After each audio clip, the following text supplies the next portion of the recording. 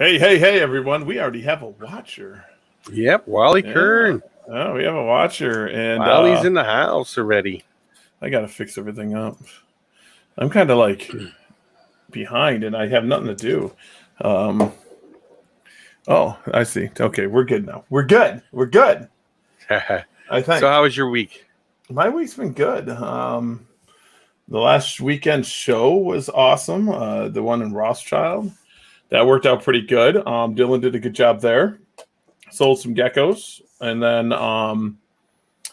what? I had the alligator lizards born, not hatched, born.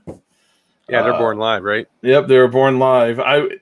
Should have been any day. I was like, come on. She looked like she was going to explode at the time. She was, how you guys doing, Moon, over Miami and Wally? And I was worried about her. I was like, whoa. And then all of a sudden I went in there 2 nights ago. And they were just there. And she's already eating. So, well, congrats.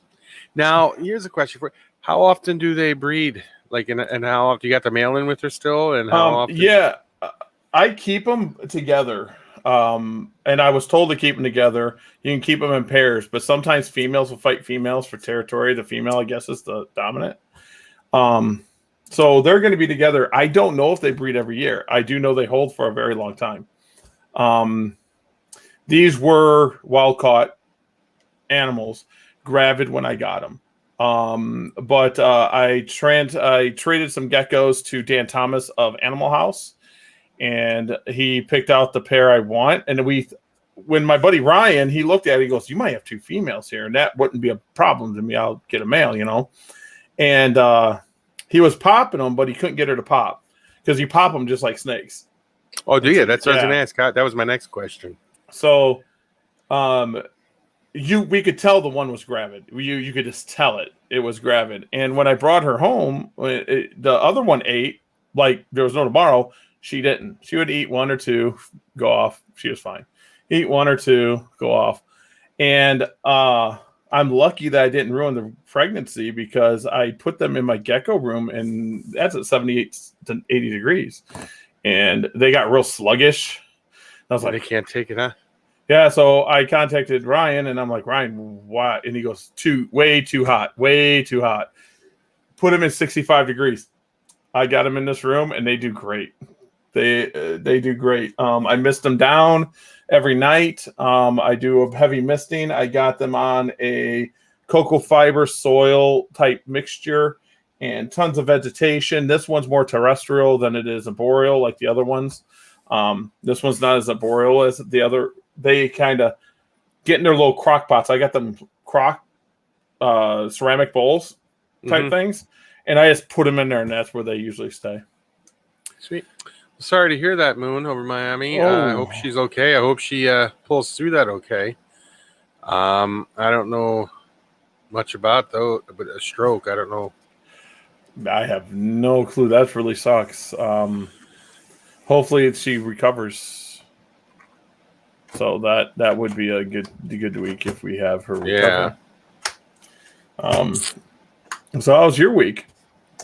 My week wasn't bad, except it's been hot. Like I said, last Thursday it snowed. Today was 107. Go figure that one out. Crazy. Last Thursday it snowed. This Thursday it was. Well, you can put on you can cook eggs out on stones. I'm sure we can. I don't know how much you know about this, but here's a question for you. I watch this YouTuber, and his name is, hold on, I'm going to tell you his name. It's really interesting. He had a crested gecko. I'll give you a little backstory about it. He has a crested gecko that was a female, and it would shake. Its head would shake and wobble and stuff. So he thought he didn't know what the problem was, so he took it to the vet. The vet said everything checked out fine. Maybe she was a little low in calcium, so they gave her calcium. Liquid calcium. He had to give it to her every other day. Okay. She stopped wobbling. She's doing fine, but now she's laying eggs with, she was mated before she started wobbling. Now, my question is what do you think the odds are that the eggs will be thicker than normal? Nick Howell That's his channel's name, Nick Hobble. What's the odds of the eggs being thicker than normal and the hatchlings not being able to break out of them eggs because it's extra calcium like that? I don't know if that's even a thing. I mean, geckos get them pockets under their armpits if they get too much calcium. My males get it more than my females because females You're breed. talking leopard geckos, right? Yeah, leopard geckos. I was talking crested geckos. Yeah, but I'm going off of I've never seen it with crested. So leopard geckos, the female puts so much, they need calcium for themselves, they need calcium for the eggs. I don't think it would be an issue. I mean, I've never overdone it, and I never had a crested gecko I've had to give liquid calcium to. I've never had that, not once. Yeah. But leopard geckos, like I can see that the females get too much calcium. I can I'll back off on them, the calcium. But I've never had an egg too thick where they don't hatch. This has been a really weird season though for hatching. Really weird season for hatching. I know crested geckos get them calcium deposits in the back of their throat, like in the back of their mouth. Gotcha. Yeah. Because right now I'm getting like random. My mid-season eggs are starting to hatch, and I'll get random where it's like both eggs look good, one egg hatches. Oh. And I'll just leave it in there, and then it just goes 2 weeks. I'll cut it, and nothing was in it. It's just goop. And I'm like, that was weird. And I'm getting that a lot right now. I'm getting like one animal out of a clutch. I'm like, whatever. So, and there are 2-3 year females. So I don't know what's going on. I'm not the first to say that they're having a weird season either. So I don't know what's going on. Knock on wood. All my eggs look good. Yeah. I mean, I can't. They look great. Tanisha, how are you doing? And Stevie, how you doing? Tanisha and Stevie are watching the show together. That's what I'm talking about. Yeah, no. Yeah, it's a weird season. I wouldn't worry about the calcium. And here's how I know this sounds really bad. There's nothing you can do about it anyway. No. So it's going to be what it is. It is what it is. Roy's having the clutches are weird. I've never seen this with leopard geckos. It really blew my mind because my rainwater projects, them are 4th year breeders, so they're not old. And it started with them because usually they're in the mid season. So like my beginning girls, they're fine. All my first, I got 10 eggs that you hatch fine, and I'm getting it now. It's my mid-season girls. It's not like the end of the clutches. It's not the beginning of the clutches. It's like my mid-season girls are just having some weird fertility. I don't know what it is. It doesn't bother me none though. I mean, well, Roy said he's having some weird clutches too. And it's not like a deformed animal inside either. It's like just goop. So after 2 weeks for males, I go 2 months, or not 2 months, 6 weeks. And then females, I go 2 weeks. If they don't hatch, now they're getting fed off. The eggs are getting fed off. Yeah. So it's just a really weird thing. I mean, I'm hoping that maybe I have 2 female alligator lizards because we couldn't get the other one to pop. And that would be cool too. There, I show people some. This is how I keep those babies. That is. They're just in a deli cup. Now, how long do they stay in that deli cup for? A long time because they're not real big, right? And then do they grow slow or do they grow fast or what? I don't know the answer to that. There's not a lot of information on them. There's a lot of papers, like scientific papers I've been reading, and there's like one kid I've been watching on, and that's how I got this idea. I think he's like 18 years old. I don't know if he's bred them or he's getting wild caught because he lives in California. And this is how he is setting them up, and he's getting them the babies to grow. So I'm like, try to true. If he's doing it, I'm going to do it. I'm not going to try to reinvent the wheel. I took the water dishes out of them, but my water dishes, if I can find 1 or 2 of them, I use just bottle caps, like 2-liter bottle caps. Yeah, that's what I would use too. And I make sure they're filled every night. And I'm trying to feed them today, and now 3 of them, I just seen another one eat. I was going to grab it, but once they get it, boom, it's done. So I'm on a learning curve with them now. I'm not saying that no one's bred them. It's not that rare, but I'm on turf that I've never done. Which is good. But that's what I like when I do stuff like that, because then I feel like I'm learning something, teaching myself things. And then, that's the way I figure. That way, if somebody asks me questions, at least I've physically dealt with it so that I know how to handle, Wally Kern. Wally's here, yes. Were you in? Did you hear me us talking about the calcium thing, Wally? What's this look like? Oh, I like that. Yeah, we like that because it shows our backgrounds. Yeah. Yeah, I mean, and now I'm looking to. We're going to get into tortoises, and I put out. That sounds like fun. I want to do Russians. I know this sounds really bad, but I want to do Russians because they're imported so much. That's the only reason I want to do Russians. To stop them from being imported, yeah. So even if I produce 10 a year, that's 10 more captive hatched or captive bred animals that can go to homes that aren't pulled from the wild. So I'm hoping that I could produce some Russians. I think some people didn't understand what I was saying when I made a post on my Facebook asking who's produced them. There's a reason why I asked. What was that? Russians don't like humidity. Camp Kennan helped me out a little bit. They don't like humidity. They hate it. They actually don't drink water very often. They get most of their water from what they eat. Well, they're from Afghanistan, so. Yeah. So he's like, you feed them watermelon every other week, or something like that. And I said, what's the trick to get them to breed? He goes, in Florida, they're just hard to breed. But Ty did it. Ty Park bred them. He has he's in Florida, right? Yeah. I think I found out the ticket. Everyone I've talked to that actually produces them puts them in a refrigerator and hibernates them. Oh, there you go.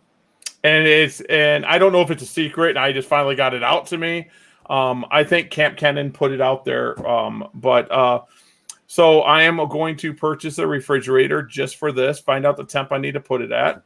We're going to cool our animals, and we're going to put the Russians in there. Now, I was told they're so cheap to get imported. I'm not doing it for money. I don't care about that part of it. If I can offer a good quality animal, like someone told me, like, oh, your alligator lizards had babies. That's so much money. I don't think I'm getting rid of any of them. That's what you said to me. You said, I don't think I'm getting rid of any of them. I'm like, I wouldn't either, man. I'd set them all up. Because, I mean, so the Russian tortoises and stuff, I just want to do that. I'd rather see, let's say, more people buy Russians than sulcatas, and I agree. Sulcatas just, I used to sell sulcatas. It was a bad idea. I had a guy at the Green Bay show buy 3.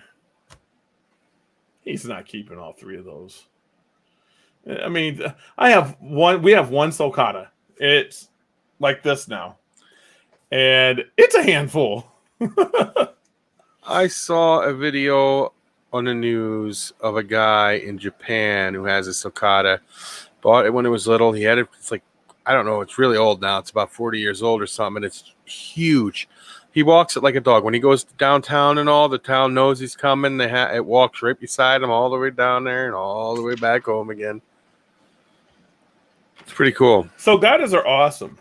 But they get huge. I could never have one here because I can't, the winter, we get the winters here. I'd have to bring it in. Where would I put it? If I was in South where they can live outside, or Arizona, in Nevada, where they can live outside most of the year, I could probably do it. But someone asked, goes, you should breed sulcatas. And I'm like, I won't feel right selling them, so I don't do it.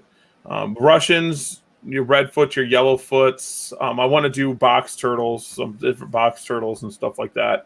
And of course, leopard geckos. I am going to look into different species of alligator lizard, but I'm just on my. Everyone should know this. If you do something like I have baby alligator lizards here, I think I could take on the world.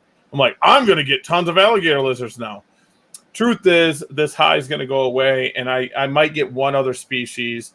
Look at what species I want. I might pick up some more of the species here and see what I can do.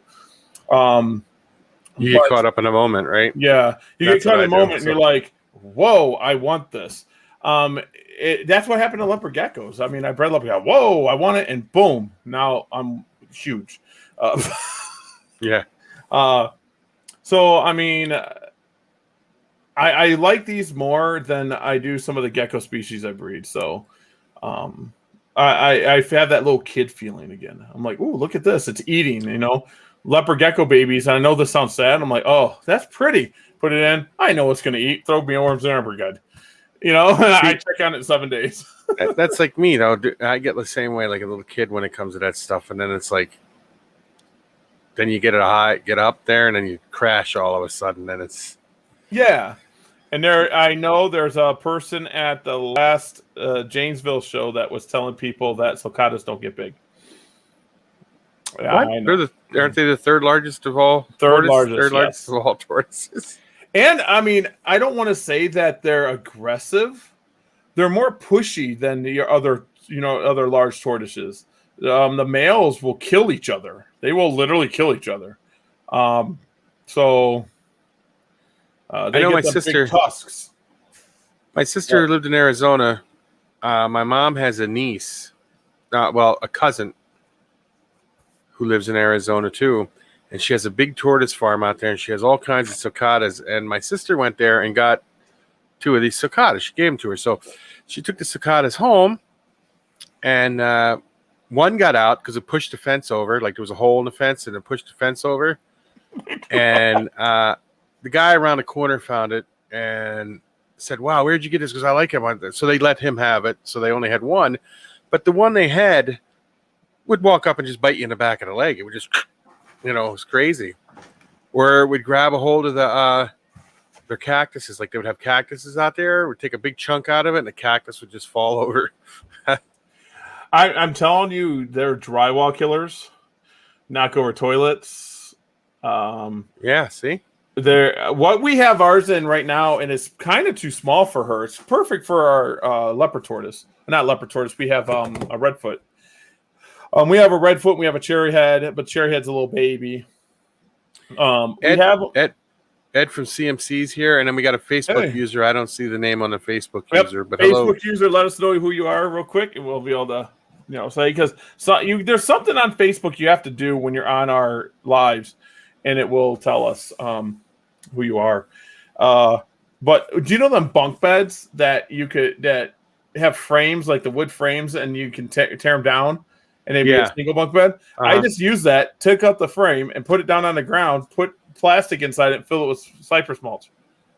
That's your pen. That's our sulcata pen. Yep. Yeah. And that's pretty cool though. And it works. Now, what I'm planning on doing, in my basement, I want to take, because my basement's I have 4 rooms. Okay, this one and my gecko rooms, and then I have a laundry area. I want to condense everything down and make one of them into. I want to just take bricks, so cinder blocks, and put them off into pens and put cypress mulch right on the floor. Oh, that'll work. I'm worried about the coldness of it though, so I'm thinking about putting one of them floating floors that you can put in the basement and putting a heated floor on that part, so I heat the floor. Yeah, they got them rubber floating floors that you put down. Yep. Yep. It'd be really quick and easy. I don't care if they get damaged. I just want them to be safe with it being heated, and go from there. Ed from CMC, he's got sulcatas, and I don't know if you ever watched any of his videos, but he's got, I think he's got 3 total. I'm not sure, but I know he's got a male that pushes the other male over all the time. It's funny. Leonardo, I see your name, buddy. There's another Facebook user though that said, "Hey Gary." Sulcatas are great if you can house them. Roll. Sulcatas know their names and all that good stuff. And Leonardo says that he thinks everyone should be able to own what they want, and I agree with it. So do I. If you can house it, alligators have cost me a lot of money. Yeah, people own alligators all the time, and then they don't realize, you can get an animal that gets a few $100 there, and or more. You got your. I mean, these are the ones that you really should think about: your alligators, your crocodilian, all your crocodilians, your large snakes. So your scrubs, and I'm not saying they should be regulated, but I'm saying that people should really think about it. Your retics, your berms, your rocks, your condas, even yellows, your scrub pythons, your matlocks, and stuff like that. The big beefy snakes. I mean, even like your emerald tree boas, the basins will get 7 to 8 feet, and that's a nasty bite. Then you got your sulcata tortoises and your big five tortoises, should I say? Your big five. And then your monitors, like your big ones, like the black throats, the savannas, and the Niles, and Rocks. the croc monitors. I mean, even caiman lizards, they get big. You really got to think about it. Like I've turned down 3 since I've gotten my caiman, since I got Memphis. 3 more have come up, and I just don't have the room to have another it's basically a tegu, another caiman lizard. Are they easy to breed, or don't you know? I've never dealt with them before. So my research, and if someone out there's watching this and knows different, tell me. They've only been captive bred 1 time, and it was on accident. It was. So they don't even know what they did to do it. No. They're down in Peru and stuff. They got farms, which is just land that someone owns, and they go out and collect the babies and the eggs. That's what they do.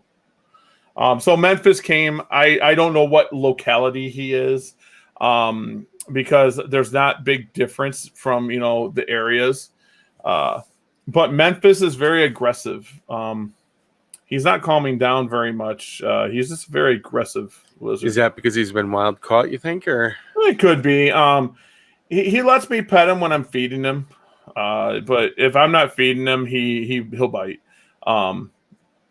I don't care. He can be mean the whole time. I'm planning on, like I've told you and I've told many people, I'm planning on getting out eventually of breeding large scale, and I just want an educational center and stuff. He's going to be a center point. I want to do something really cool with him. He is a male. I wanted a male, and when he got lost, I was really upset. I was like, oh.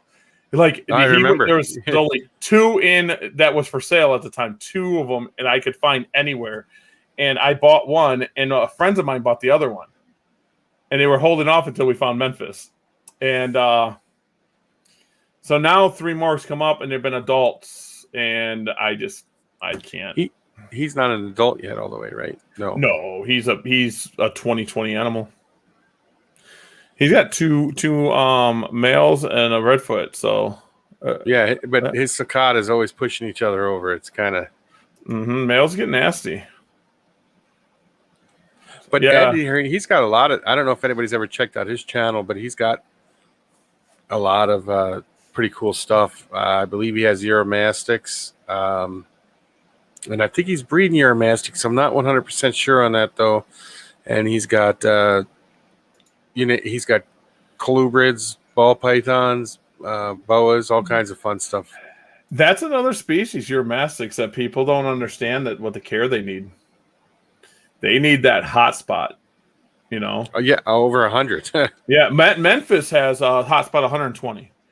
To get a hot spot 120 for that lizard took me everything for that lizard. Wow. I had to have a hotspot 120. They get respiratory infections pretty easy, and they eat snails. So it's like, okay, here's snails, and there's nothing to snails, and he'll go to his hotspot. And mine's different than my friends. Memphis doesn't get in the water very often. My friends is always in the water. Memphis chills out above. He might jump in the water because it's always poopy. I have to clean it all the time. But he chills on logs. That's like those skinks. What are they? The red-eyed skinks? Is that what they're called? My wife wants, crocodile skinks. My wife wants white. Yep. They have specific needs too, and if you don't meet them, there's troubles. And then your leaf-tailed geckos too. People don't realize that either. They're sometimes I heard people say you look at them crooked, they fall over dead. Leaf-tails, well, certain ones, satanics are, but your mossies and stuff like that. You mossies are pretty hardy. Yeah. But temps on them, people put them at 80 degrees, they'll kill them. They're 70s, low 70s. I love looking at the mossy ones because when they're laying on a log and the log is similar color to him, they blend right in. They're pretty cool. They're cool. I'm hoping another one eats for me. And tokays Oh. are just devils. So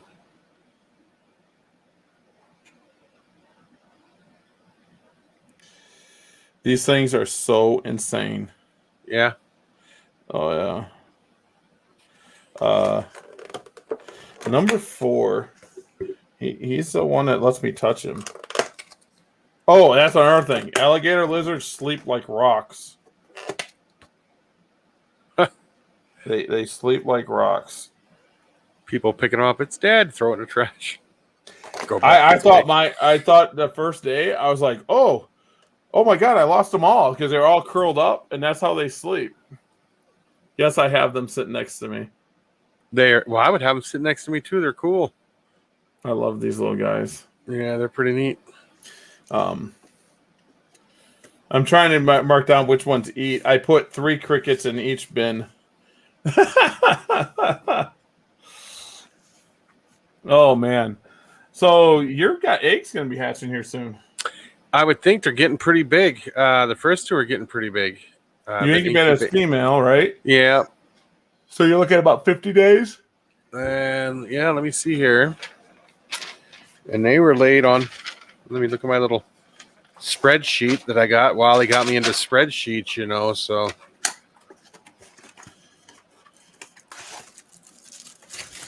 I don't have it written on that. They were laid in last month sometime. Or a month before that. Yeah, well, I got 2 that were laid at 5:13. I had ones at 5:30, 5:13, and then the ones were before that were 4 something. So 4 something, you'd be looking this month. 4:20ish maybe. Be looking this month. Yep, let's hope. Hey, we'll know. We'll know what's going on with them.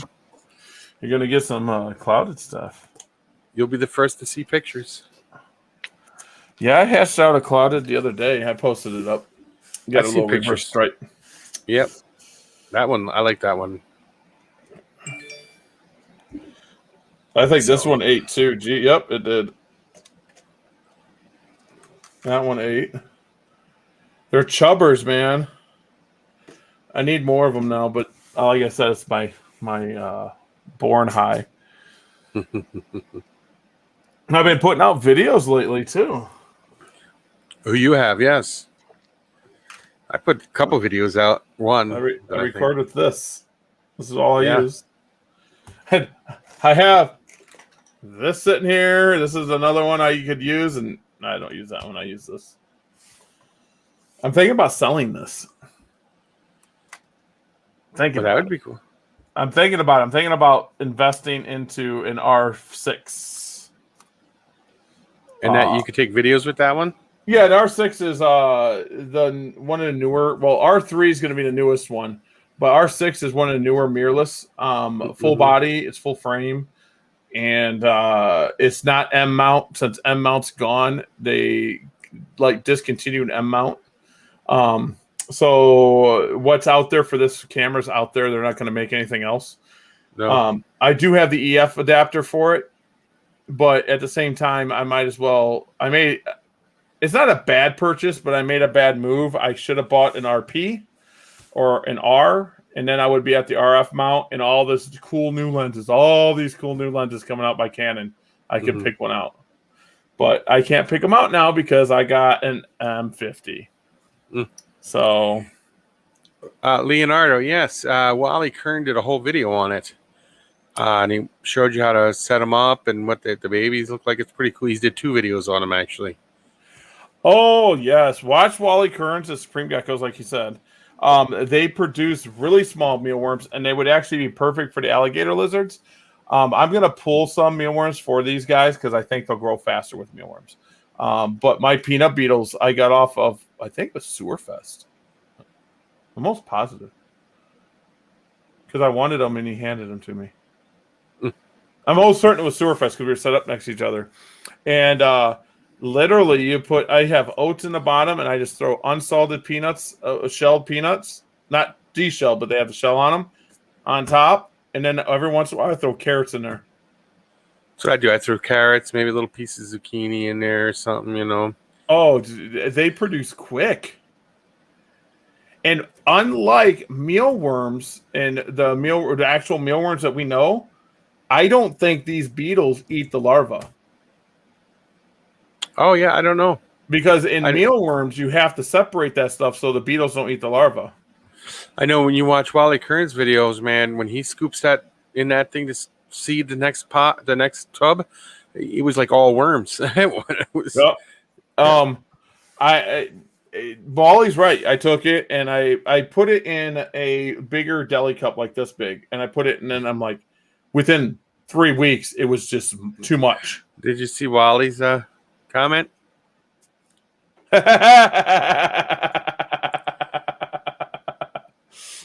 Oh, but I wanted peanut beetles, and the reason I wanted peanut beetles, I wasn't even thinking of the alligator lizards. I have fanfoots, and fanfoot babies are tiny too. And I'm like, I need to get a mealworm that they'll eat, because my fanfoots I have now love mealworms, and they love roaches, and so then when these were born, I was like, peanut beetle larva. It was like perfect. And it's nice that, Wally has this information out there how to breed these bugs, because if there's ever a shortage again for mealworms, I'm going to be set. I'll have these. I'll have my roaches. I bought 3 new species of roaches at the Rothschild. I got to remember it because I don't remember Rothschild, but we got pepper roaches. I've never heard of those. They're huge. They're huge. The nymphs are like this, and they're nymphs. So what do you feed those to? Oh, my tegus are gonna eat it. My Nile monitor is gonna eat it. Watch out! They'll take your Nile monitor down. You'll go in your whole meal. And protein is good for tortoises too. Once in a great while. Yeah, protein's good for them. So we got those, and then I got wide horn roaches. Again, they get big. I got a pair of those, and then we got something called a question mark. I don't know the scientific name of these, but these question mark ones, and they get black and white. And then I have shadow roaches from before, and I just found out shadow roaches can be fed off. I didn't know they could. They clone. I forget the term. What do you call it when they don't breed? They clone. Yeah. And these parthenogenesis. These things produce, and they produce a soil. Their poop is like a soil like a consistency. It's not frass.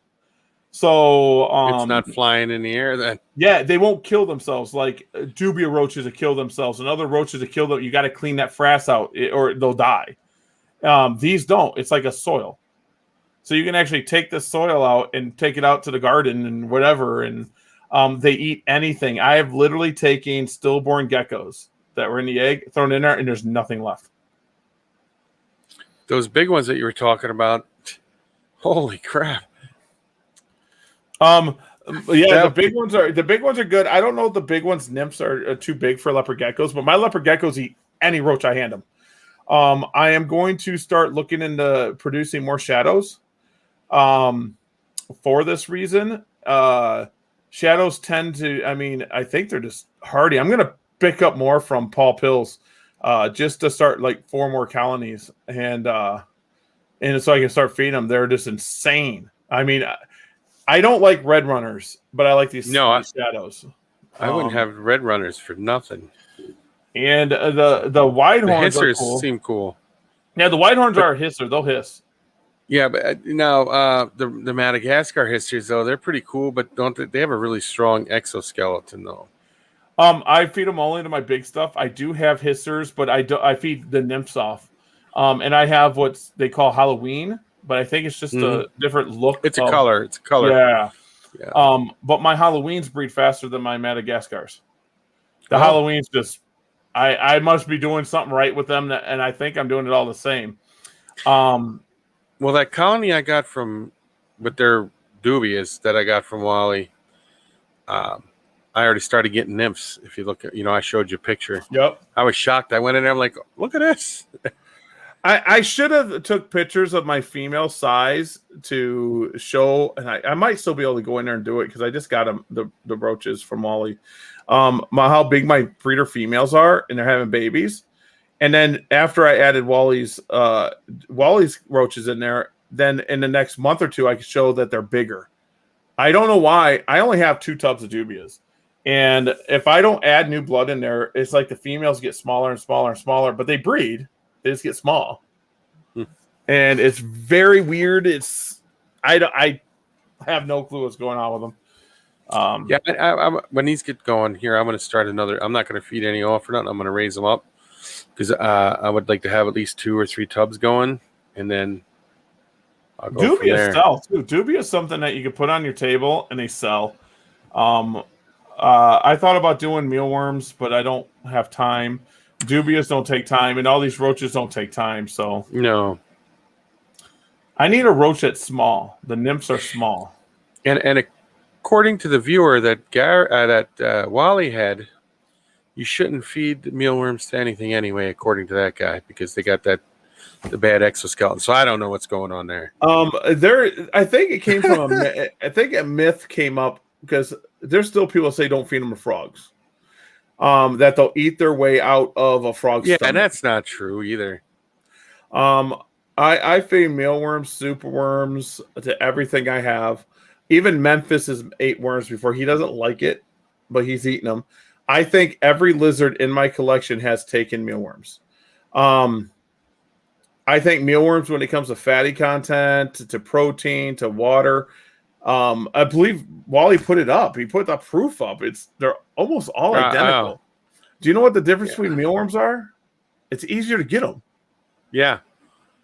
I mean, you go buy 1,000 crickets for $15. I got the right price now. For $15 at a show. I get 10. Can I say? I'm going to raise it up a little bit because I'm not going to say what I pay. But I get 10,000 mealworms for $40. $36. I think 36 is on Rainbow's website. Something like that. Yeah. So which way would I go? I mean, and crickets, you can't throw in a refrigerator. I could throw 10,000 mealworms in a refrigerator and they'll last 6 months. Yeah. Yeah, no. Crickets also stink. Oh, God. We ain't even going to go into I'm not big for crickets at all. Yeah, but mealworms will not eat. My bearded dragons eat mealworms and superworms. Every single thing. I actually did this. There's no oxygen in it. Their stomach's full of acid, right? So there's no oxygen. Take a mealworm and put it in water. It dies right away. It doesn't take long at all. And not only that, they don't eat them whole. When they bite down, they crunch. You hear it crunch. Yeah, most of my leopard geckos do. I mean, a frog may not, but I don't know about all frogs. I'm not a frog expert. I'm not even close. I probably wouldn't feed mealworms to my dart frogs, but I know Pac-Mans have teeth. Yeah, well, and here's the thing with tarantulas and mealworms or superworms. If you drop one in there and a superworm buries itself, and a tarantula doesn't grab it, and then a tarantula goes to molt when it's in that vulnerable state, the mealworm can come up and eat a leg or something off, So make sure if you put them in with your tarantulas, the tarantulas grab them right away. That's the only thing there. That's what I would do too. I would. But with anything else, I don't think there's a problem. I see people drop them in tanks. Fish come up and eat them right up top of the water. I got a cricket out. There we go. Yeah, I am. These guys are all eating. They're all eating. I'm so excited. Number 4 doesn't look so hot though, but that happens with babies. This one here, right here, he doesn't react like the rest of them. He's very lazy. That's number 8. I'm sorry, number 4. This one right here. That one there, it just doesn't react like the other ones. It's a little different in the back. It's a little thinner. But she moves. If I pick her up, she moves. So could be just like the little runt of the situation. Yeah, so I think so.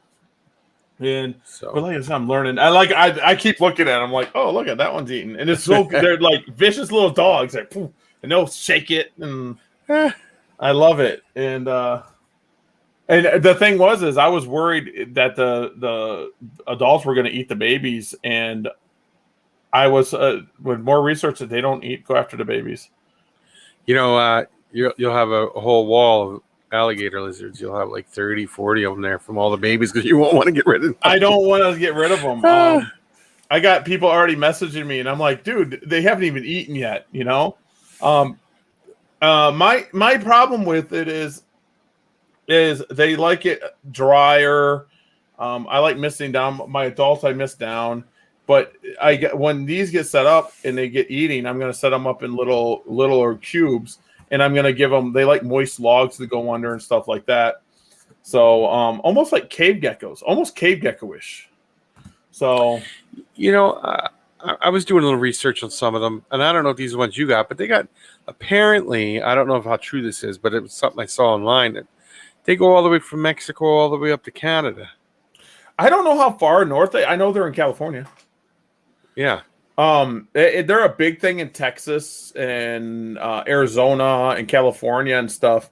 And I see that the kid I was watching, I think he's in California, and I don't know if he's breeding them or if he's catching adult females gravid. But he has a female that he like holds and is friendly. He sits there and pets it. I'm like, oh, I can pick mine up, but if I pet it, she'll bite me. I can pick her up like this, and she'll sit there. My female's missing a couple toes, too. So she had a rough life. She's got it easy now. Oh, yeah. She's in a tank with the other one, and, like, literally, I hand feed her. Well, not hand, with tongs, I'll feed her. She looks at it, and she'll grab it now. Do you do any day geckos at all? I used to have some. I struggle with them. I struggle with day geckos. I don't know why. I never produced one. Huh. I keep looking at them, and I'm like, oh, them are cool, and I just haven't produced any. I admit I struggle with some species. I struggle. There's. I don't think there's a man in the world other than maybe I can probably count one hand that can breed everything they touch. That's not me. Yeah.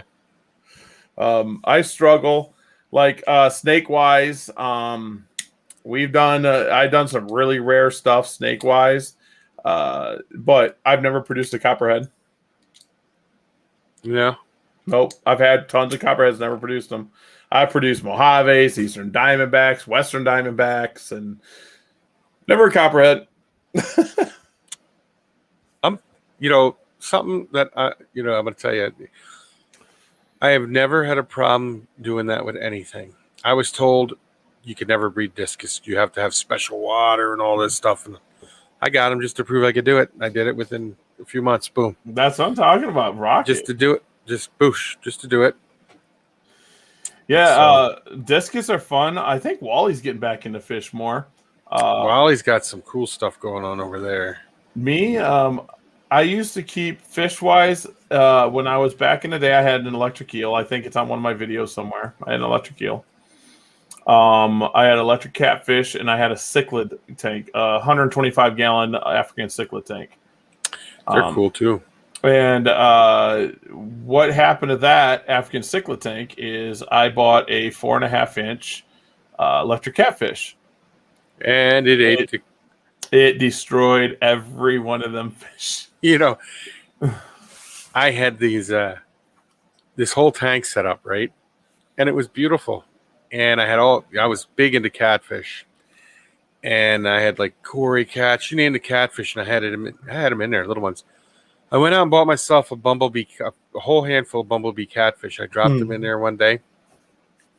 I'm looking around. I'm like, some of my catfish are missing. So I went to my buddy who was big distributor of all these. He's like, I don't think they could eat it. I'm like, I don't know. They're disappearing since I put them in there. He's like, no, don't worry about it. They're not that big. I went home, and here's one of them bumblebee catfish with a Cory cat hanging out its mouth. I'm like, well, that's where they're all going. That's what's funny about fish is what can you put in with what? You want different stuff. Like, give me another one. I think I had like a 55-gallon tank, and I had I forget what kind of South American cichlids I had in there, but I remember jewel cichlids, okay? And the guy said jewel cichlids are really timid. I'm like, okay, cool. We'll put them in there. Well, them jewel cichlids got big. They bred and they killed everything, including plecos. They killed it all. And then we thought that the fish, the mom and dad were eating the babies. No, they would suck them in their mouth and go put them somewhere else. Yeah, that's pretty cool.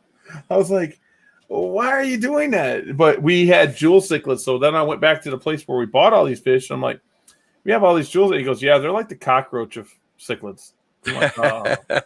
I was like, great. Awesome. Thanks I didn't for telling me now. Yeah, I was like, now what do I do with it? So we end up giving away all of them. I was like, these things. Wally Kern's got a funny comment there.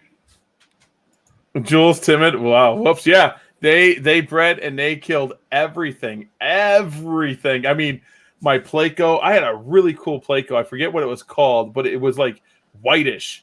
And I was like, that's a cool Placo. I like it. And I put it in there and they killed everything. And I'm like, why? And so we had a fish tank forever of just jewel cichlids until we finally got rid of them all. Yeah, I got Placos, and before you knew it, I had thousands of them because I was They started breeding. I got them breeding right away, and all kinds of stuff. I never had, like I said, I've never had an issue breeding anything ever. I did have a gar. I had an alligator gar for a while. I had that They're cool. 125-gallon tank. Then I had that electric catfish. I never got gutsy enough to touch him. I'd put my hand in the water. Everyone thinks the water's electrocuted. No. Did I ever tell you the electric catfish story? Okay. Head to pet store. Got all these electric catfish, right? They were little. They weren't big yet. They were tiny. And I don't know if you ever seen them. When you got a bunch of them in a tank, they all go into the corner. Yes. And they sit in the corner. So I'm sitting there, and we got this new guy working there, and I'm like telling my buddy, I'm like, I'm going to get him now. And he's like, why? He's like, because he's new. He's got to go through the whole thing. He's like, what are you going to do? I'm going to say, I'm going to tell him to take the catfish and move him to another aquarium. But when he scoops them out, he's got to hold the net real tight because they jump. So he scoops them all into a net. And I said, when you pull that out, you got to hold it tight. And he grabs it and he starts screaming, oh my God, because they were shocking him. It feels like a 9-volt battery. Yeah, it's not enough to kill you, but it was just enough. When you get a bunch of them together, you could feel that shock. And I was laughing. They're pretty cool, though. I got to find a video. I have my hand in my electric catfish tank. Yeah. I never had guts to touch him or her. I don't know if it was him or her. But yeah, it's fascinating about stuff like that. Like the that animal can like the electric catfish, they can portray electrical volts, and it's pretty neat. Yeah, it hurts. If you're not ready for it, it's like just like a shot. Like what the heck? Yeah.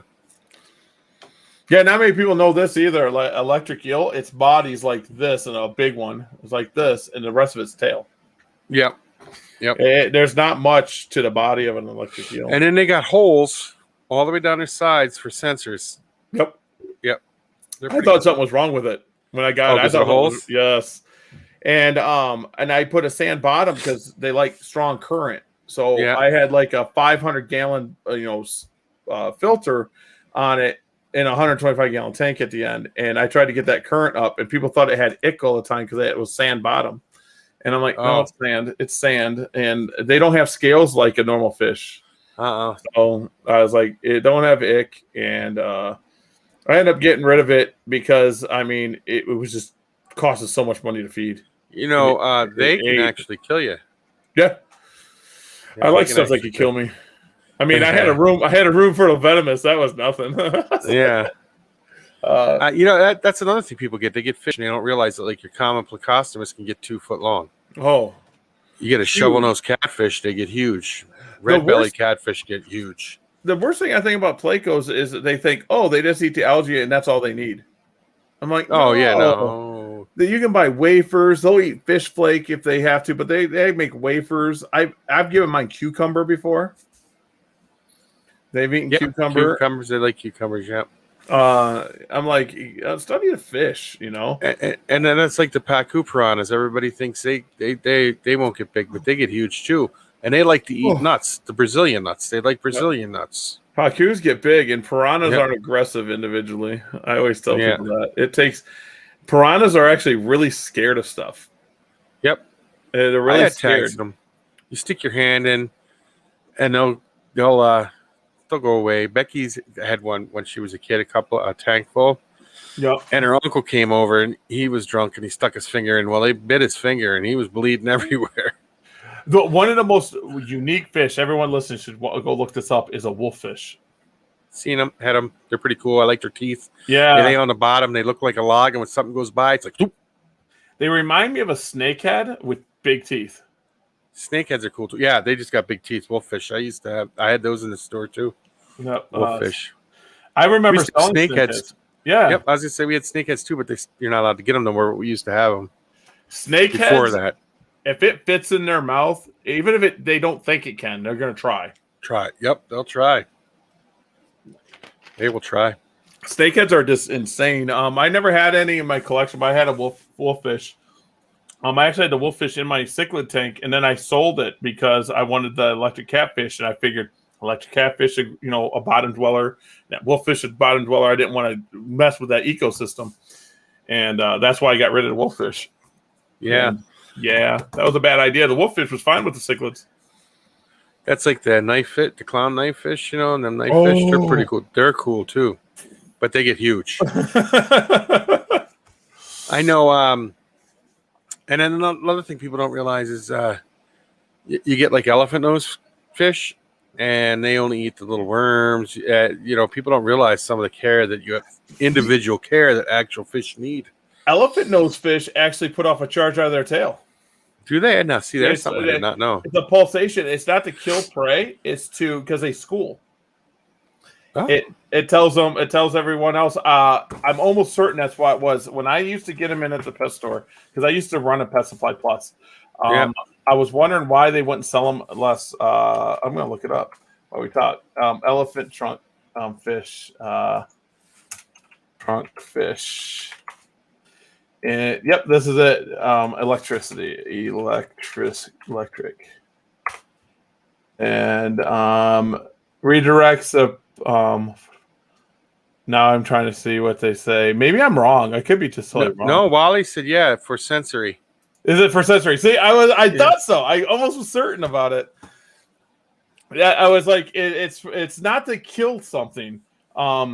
I used to get them in, and I thought they were the coolest thing in the world. But like you said, feeding them is different than everything else. Yeah.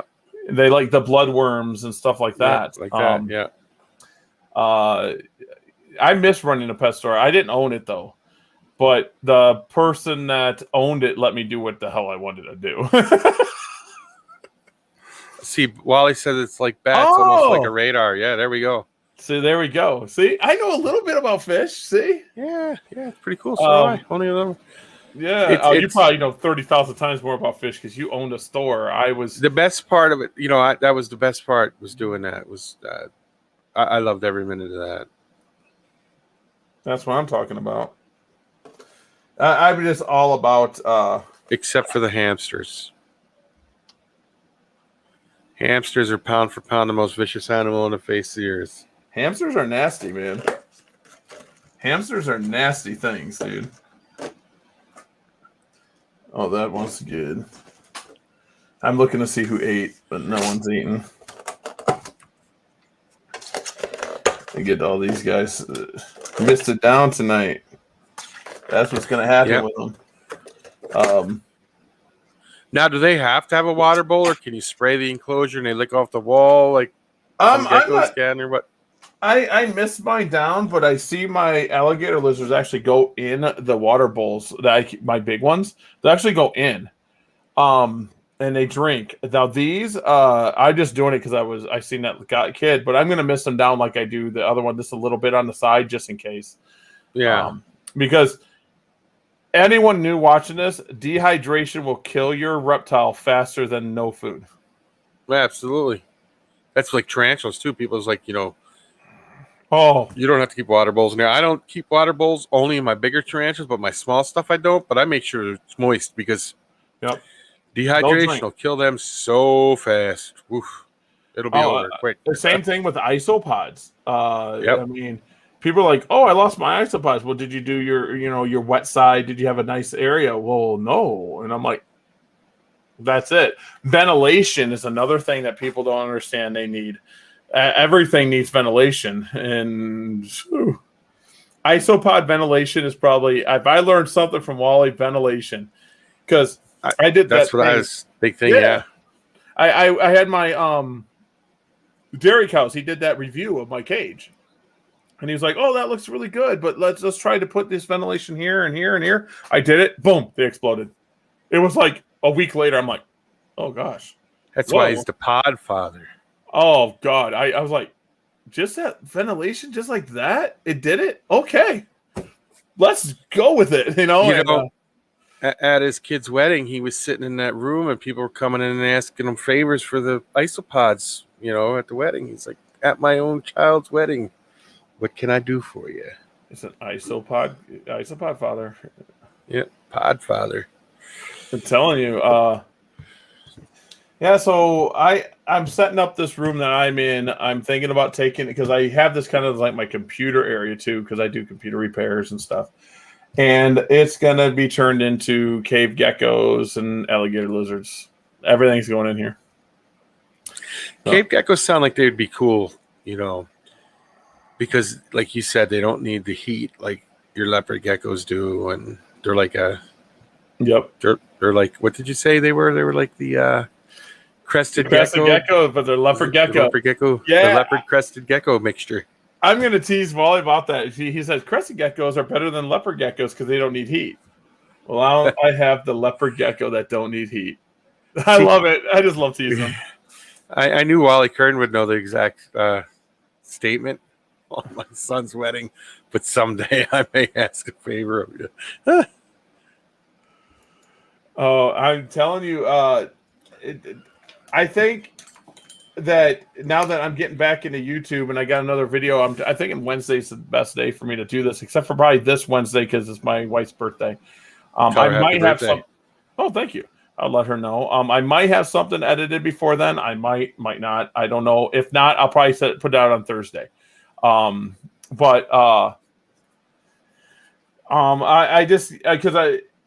just have to start doing it, and now that I'm doing it, now I'm liking it. Now I'm back. It's starting to get that my tongue, wet my whistle a little bit, and yep. So we're gonna do it. I might do something on the alligator lizards here. I got so many different topics, so much video. I just got to do it. Yeah, I gotta get some. Thank you, Wally. I got one out last week. I got two out last week actually, I think it was, and I gotta get one ready for this week. Wally Kern said, "Well, talking about my cage, my rack system." He's like, I was like, "Yeah, that." He left a comment, and I told him that I almost lost my arm that day. Yeah, you sent me pictures. I'm like, well, that would have sucked. That would have hurt. Would have just a little bit. I might have to do a video on shop safety first. Wally and I were kind of talking about this at Rothschild. Because we had more breaks. It was busy, but we had breaks. It was weird. It was like half the show would be busy and the other half wouldn't be. And that would go back and forth. But he was going around with his phone. And I know we both have M50s, which are great vlogging cameras. They're just amazing vlogging cameras. And I was like, yeah, that's why I'm using this. It's just easier to edit the footage. To get this out, when I get something like this out, I'm on manual and I'm trying to get everything right, and I'm getting the right lenses out, and I'm sitting there like literally at the show. I'll be like, okay, let's not do this lens. Let's put another lens on the camera. And I think I complicate it too much. I think that was my problem. Now I just Here's mine. Yeah, see? And now I have this, and I literally have I'll show you. Thank you, Wally. Yes, thank you, Wally. I have this. And Wally knows what this is. It's a selfie stick that I stick my camera in, and literally I have the hi cam now. If you guys watch my videos, I get people saying hi to the camera. Yeah, I got that. I extend this all the way out, and I put this right in their face. I was laughing. That one lady was like, "Get out of here!" And you were like, "Just say hi." And she's like, "Well, hi." That was Laura. Oh, that's Laura, and that was my daughter, the one right before her. So I kind of want that to be my thing when I'm at shows, and I want people to start, knowing I'm going to do it. If you notice, I only do people I know. Yeah, I noticed that. And one guy was like, I knew you were coming over here, Gary. Yep. Hi. I was like, Yeah. So I had like 3 more people, but my footage was corrupted, and I got it back now. My computer, I recovered it, and that's what I'm trying to do is just do the easiness of editing. If I get my M50 out, it's just I don't know. Then I feel like I'm critiquing my own stuff more. I'm like, oh, that wasn't good enough shot. Oh, that wasn't this. It wasn't good enough here. With this, it is what it is. It's just it is what it is. you know. so, Wally, I got a question for you real quick about editing because you're talking about editing. What editing software do you use? Because you got some pretty good videos that come out. And I still haven't figured out how to put this onto the computer so I can. You have That's to what I use was a trying. Samsung thing. You have to use a. Yeah. There's a Samsung device. I use Corel Pro, and I used to use Cyberlink a lot. And now I'm honestly thinking about using Adobe, because I have what's called Lightroom. Lightroom is a photo editing program through Adobe, and I use Spark. That's what I use to make all of our the YouTube splash page, whatever you want to call it. Yeah. So I use Spark. If I up my subscription to $29.99 a month, I will have access to Adobe's video editing and a few other things. Lightworks in the past free, and now I use Adobe. See, I'm going to write this down. Adobe Premiere. That's exactly what I was saying. I'm thinking about going to Adobe. I don't know if it's $29.99 a month. I can get that. Now I'm going to look. Added to my account because I pay monthly for my stuff. My Lightroom, because Lightroom is really expensive.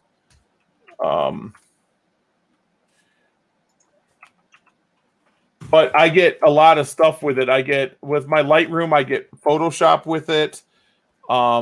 I get Creative Cloud, I get Portfolio, my Lightroom, my Spark. And the reason I like paying for it is I can use Lightroom on any computer I have. It's an unlimited license. I got Lightroom for my phones. I have Lightroom for my tablet. And what's kind of cool is, Wally knows this, is the M50 and a lot of higher end cameras, when I take a picture or video, I can actually back it up to my phone. So if I send a picture to my phone, I can use Lightroom on my phone and edit the picture or a video. Since we're talking about YouTube. Yep. I've thought about that too. What is your opinion of these people doing these live feedings? I mean, because I see so many people doing these live feedings now, and I've been seeing a lot of grief come up about it. There was a petition out to try to get it so that they couldn't do it no more. It's not like the Discovery Channel. They say it's because you got a pen, you're putting the animal in the pen, even though it eats live, and people know it. They're trying to get it because a lot of sponsorships are starting to fall away to the wayside because they don't want to be associated with that. Here's my view on that. They're not the first to do it. They're not the last to do it. They won't be the last to do it. But live feedings come up a lot. In 2007, it was a big talk about it, and I'm sure every year there's a big talk about it. 2007, 2008, 2009, when I was big into YouTube, I was big on not doing live feedings. I wouldn't do them. I wouldn't do them at all. I had venomous snakes. People were like, oh, you're feeding frozen thawed. Feed that cobra a rat. I'm like, no, I'm not. You know what it's like to die from a cobra bite. I don't want to put that onto a rat. So I was one of the channels that won't do it. And Al Critz is another one that doesn't do live feedings. He won't do it. He just won't do it. So, but there was people that would do it. There was a person called Muff Daddy TV. And I remember him. He would do it with Savannah monitors. He would do it. He got venomous. He thought he was cool. He'd do it with venomous snakes. He said it was nature and all that other good stuff. Now, today, there's more channels. There's a lot more channels than there was back in 2007 and 2010. But there's, I don't agree with live feeding videos, but it's not the worst videos out there. And Wiccan Reptiles, which if anyone wants to check out a channel, Wiccan Reptiles is a really cool dude. I started watching his videos. I know I'm late coming to the game, but Wiccan Reptiles is a really cool guy. And he brought up a thing called Verses, and I looked it up. And there's like a lot of channels that do this. They will put a glass cube and put like a frog and a scorpion in there and see who wins. Yeah. What is that? Now that there's no reason for it. There's none. There's those. Yep. What the hell is that?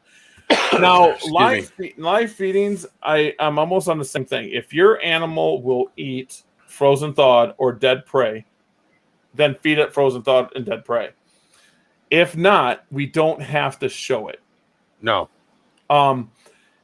What's going to happen to these channels are they're showing it to get views, but like you said, the sponsorships aren't going to go on there, so they're going to lose money. They're doing it when you start doing stuff for views and start doing it for money, you lose track of the animals. I'm going to tell you this right now. I don't do YouTube for money. I could care less. I know for a fact Wally doesn't do YouTube for money. Do you know how I know that? Everything he freaking earns, he puts into his prizes. Yes, he does. And so Wally doesn't do it. He does it because he loves to do it. He loves the animals. He loves educating people. Now, is there anything wrong with making money on YouTube? No. No. I think Wally should, because Wally has a really good channel. I think Dave Kaufman should. I really, really enjoy Wiccan's Reptiles, and everyone's going to tease me and say, you don't know. I literally just found out about him like 2 weeks ago. And I really enjoy his channel. I enjoy your channel because you're showing people how to build racks and use your hands, and you don't have to buy these cages from these expensive people. You can really design, and I think you got something going there. And you're showing you're building DEA again. You're building it back up. Yeah. And there's just channels out there. Then there's like people bring up like Brian and Jay. This is how I bring this up. This is how I say live feedings. If Brian and Jay did a live feeding, they would be eaten alive. Yep. By the public. All right, Wally Kern, thanks for stopping by. He's taking early night. Wally, that's fine, we but love you. Yep. But so if Brian Barczyk says, "Hey, guess what, guys? I'm going to feed this live rabbit to my gator." Oh my God! No, it would be over. It would be the sin of all sins, and he would be all over the internet. And I guarantee these people doing live feedings would actually jump on the bandwagon of that because they think they would get views. Brian Barczyk used to do live feedings. Yep. He doesn't anymore. I don't know if Jay does. I don't know. Jay, he doesn't do live feedings, but you do see him feed things. Most of the time, it's like chicken legs to his alligators. Yeah. Once in a while, you see him feed a rabbit, but it's a frozen thawed rabbit. It's not a live rabbit. Yeah. To one of his retics, but you don't see much feeding his snakes on there. It's mainly, bananas to his rock iguanas or something like that. I think YouTube should be a way to promote the hobby in a good way. So if I show someone that my Pac-Man frog can eat frozen thawed pinkies, so this pinky was gassed, which means it was gassed to sleep, and I can feed this pinky just like a hamburger that's what it is, a hamburger in my freezer. It will eat this. It's not as brutal. Yep, I agree. And you're promoting the hobby. Just like tegus. Tegus, it's not good to feed tegus furry mice. It's not. They have trouble with it. So feeding them fruits and vegetables and meat and chickens and like pieces of chicken is better. Do they have trouble with the fur? Is that what they have trouble with? The baby shouldn't eat the full-size mice. No. Will they do it? Sure. My son wants to talk to you when we're done. Oh, cool. He said cool. It's just the live feedings is just for clicks. Controversial. That's what it is. Controversial because I don't mean to put someone down. They can't think of a way to get the views without being controversial. Yep. And I'm not saying anything bad about nobody because I like everybody. I like most channels except for the Versus channels. I'm not really big. Yeah, I don't like that. But as for like, I understand people feed this stuff live prey and stuff like that. But that was something I used to do when I was younger, but they didn't have YouTube then. But it was always cool to let's throw a live rat in there or something. That was always cool to see. Yeah. I had a retic. He was about 13 feet. As a male, wouldn't eat anything but live. No one ever seen that retic eat. I would show my berms eating. I would show my other retics eating. I would show my African rocks eating. But that boy never got to see because he ate live rabbits. And I'm going to tell you guys this right now. Anyone that has not fed a live rabbit, it is one of the worst things you can do because it screams like a child. Yeah, they scream loud. And it makes you feel terrible if you love animals. It's a nasty thing. Especially little furry ones. You're like, what the heck did I just do? YouTube, to me, I think needs to change. And I thought it was really bad. But there's still good channels out there. Oh, a lot of good channels. But I think it is going to change. I think there's some changes coming because they're losing sponsorship because of stuff. And YouTube's about making money. And, so. It's one of them things like, I mean, there's people. Another one ate. There's people. That's cool. That takes the fame to their head and they think they're untouchable. And remember when that call out, that guy said something, I forget what it was about. He said something and like 3 people ganged up on him. Oh, yes. I know what you're talking about. A lot of things were said bad on both sides. Of course. About both sides. And I'm like, well, 1, that shouldn't be said, and 2 wrongs don't make it right. And they're like, well, I'm the big bag bully of YouTube, blah, blah, blah, and I'm going to make it right. Really? I've heard a lot of people, them 3 people that jumped on that guy, 2 of them feel bad. The other one's kind of still, I don't care. Like, yeah, well, the thing is they should feel bad because guess what? They made themselves look like, jackasses. And they made the reptile community look like jackasses. Uh-huh. Now, if this person did something right, I would have rather brought him on and did this. Hey, look, dude, you said some really mean things. Is that what you meant? And give him a chance to explain himself and let him hang himself. Give him the rope. Yeah. It's the YouTube community. There's two things I think everyone on YouTube should do. Give out right information. I don't want to flip people off. Give out right information. No matter what, you give out right information. If you don't know, you say you don't know.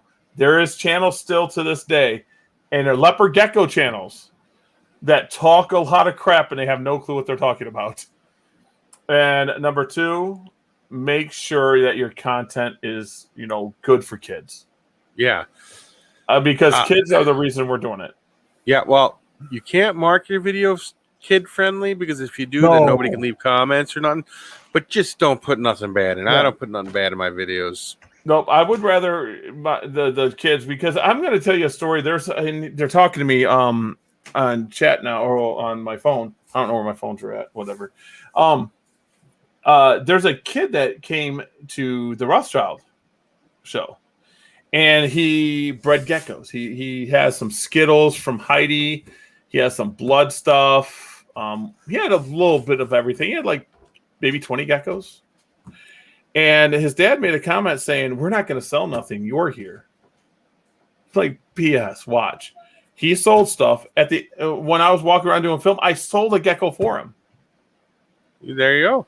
And I'm like, this isn't about competition, dude. We're family here. Well, let's roll. That's just how I am. And the reason is it was a kid and his dad and his mom. And the parents were supporting their child doing something that he loved. That's what it's about. This is what it's about. So there's no way I was going to sit there and try to crush a kid in a dream. And I would be 100% wrong. You should never buy anything from me again if I did something like that. He produced really good geckos. The health was there. He kept saying, my morphs aren't as good as yours. And I'm like, that doesn't matter. Your health is there. You'll get there. You'll get your morphs there, dude. You'll get there. And that's how I am. This is how I am. I forget who I was talking to. Maybe it was the show promoter. And it was like, oh, we don't want to have too many leopard gecko. Put them all in a row. Put them all right next to me. Put all leopard gecko people next to me. I don't care. Yeah. Because I want Miles next to me. I want Wally next to me. I want Dab Exotics. You see, I would set up a table next to yours, Yeah. and then when people were coming by, I'd be like, "This is actually his stuff." I'm just watching the table for him. But we just rock it out. I educate and I'll tell people right to their face. I'll say, "This isn't right for you. This isn't the time for you. You shouldn't buy a gecko." I do it all the time. See what Leonardo said there, right? Gary's very willing to help, and really, most of the teach hobby is willing to help. I think a bigger hobby can only be good. You're right. You're right. The bigger hobby is what it's about, and I'll tell you something, guys. When I was coming up into the gecko world, there's secrets. Okay, there's secrets in ball python breeding. There's secrets in this. There's secrets. I would be willing to tell people that's what I do too. I'm not ashamed to say it. I learned how to breed leopard geckos from JMG. Okay, JMG showed me that you can produce a lot of geckos out of a small space. Okay, they didn't have a big space. They basically showed me you can do this way. Then I took what like Matt Baronic did, and I took some stuff from him. Ohio Gecko, I took some stuff from him. Garrett DeMeyer, I took some stuff from him. Yeah, he doesn't do it no more though, right? He does some geckos. Does he do some? Yeah, I was just talking to him because I know Garrett as a gecko guy, because crescentgecko.com, but I know more of a leopard gecko guy. That's just how I know him. And I was talking to him at the Rothschilds show, and I said, "Hey, dude, what's going on? You got ball pythons." He goes, "I actually produced more crescent geckos than leopard geckos this year." I'm like, "What?" And the way he's saying it, it's easier for him to produce ball pythons than it is leopard geckos.